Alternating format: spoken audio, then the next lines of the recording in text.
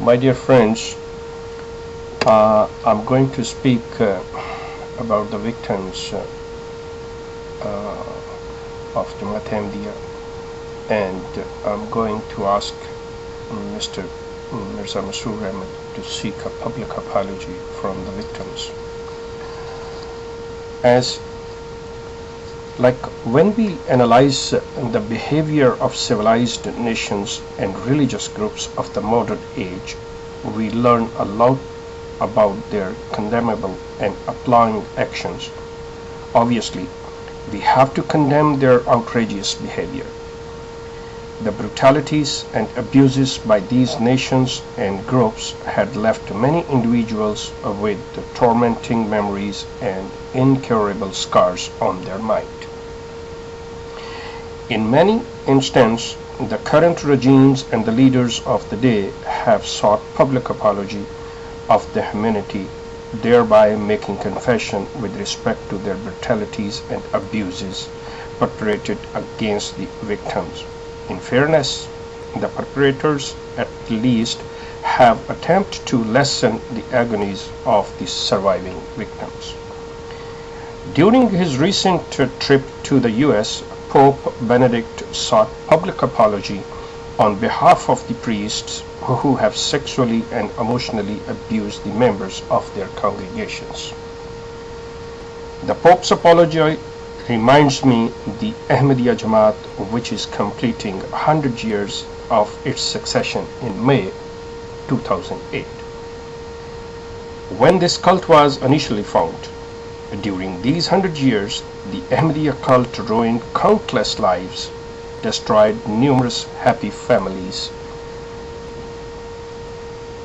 and murdered many peoples. We would probably never be able to find out the exact number of the victims who were sexually abused by the Ahmadiyya clerics, preachers, and leaders of this cult. The true characters of the so-called Khalifas of this cult have manifested itself in many ways. They would quench their sexual thirst on their innocent young victims and threaten and intimidated them with dire consequences should they speak publicly against their perpetrators.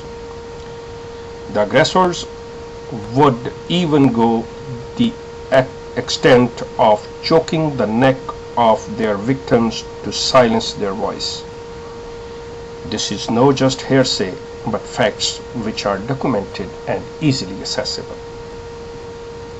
It is on record that the son of Mirza Ghulam Ahmad Qadiani, who being the second Khalifa of the Ahmadiyya cult, had Mr. Fakhruddin Multani killed in order to cover up his own shameful act. Now we all know that Mr. Multani was a devout companion of the founder of Ahmadiyya faith. The adult daughter and son of Abdurrahman Misri were both sexually assaulted by the second Khalifa of the Ahmadiyya cult.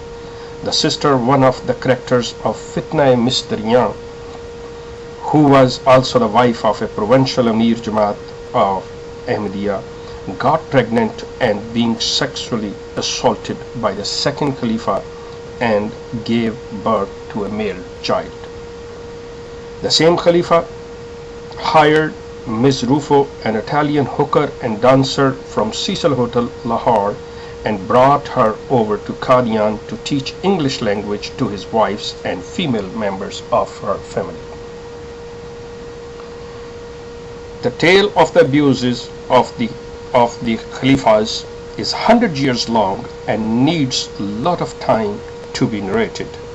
But my question to the current leader of the Ahmadiyya cult, Mirza Masroor Ahmed, is that if he have any decency or civility, he must step into the shoes of the Pope Benedict and seek public apology from the victims who were sexually, emotionally, and physically abused by your family members, and clerics and so-called preachers of the Ahmadiyya cult in similar fashion as Pope did. You have to seek apology of those innocent young women who were estranged from their biological parents by your atrocious system for the mere reason that they exercise their fundamental right to marry someone of their choice. You have to apologize to those innocent parents whose flesh and blood were estranged from them by your brutal and ferocious system, and now poor parents are left helpless and hopeless, having no other option available other than but to collect welfare from Western nations for their survival.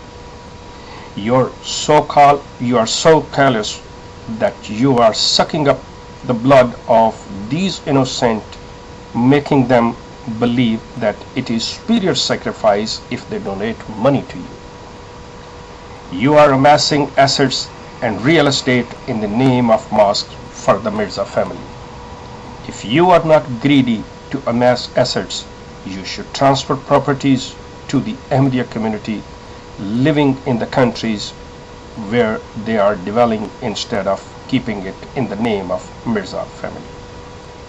Mr. Masroor, come forward and have the courage to seek public apology on behalf of your predecessors for their filthy, immoral, barbaric, and monstrous actions on May the 27th or 28th, 2008 in your address on the Khilafat Convention, and announce the compensation for the victims. That's all. Thank you very much.